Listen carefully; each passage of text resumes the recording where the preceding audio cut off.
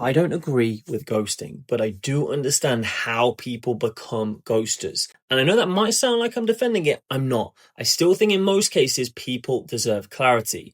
But I also think there's a side of ghosting that people don't always talk about. Because everyone likes to imagine that if someone sent them a respectful message saying, hey, I've enjoyed getting to know you, but I don't think this is quite right for me, everyone would like to think they'd respond beautifully. They'd say, thank you so much for your honesty. I really appreciate you letting me know, and I wish you all the best. But in reality, rejection hurts, and a lot of people don't respond that calmly. They have questions, which of course is understandable. They feel embarrassed, they feel misled, they feel angry. They start asking themselves, what changed? So were you wasting my time? So you led me on? You clearly never cared about me. And suddenly, someone who tried to end things respectfully is being dragged into a trial.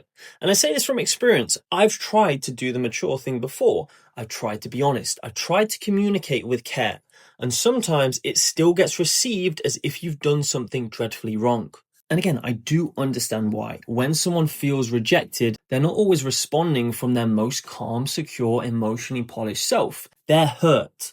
But I also think this is one of the reasons people started ghosting in the first place. Because after a while, some people think, well, what's the point? If I keep getting attacked, if I'm being honest, if I try to be kind, I get guilt tripped. So instead of opening the conversation, they avoid it completely. They disappear. And yes, that does not make it right, but it does explain how some people become avoidant. Some people weren't always serial ghosters. Some people became ghosters because honesty started to feel like a punishment to them. They learned that rejection can turn into confrontation, so silence starts to feel like a safer option. Not kinder, not more mature, but safer.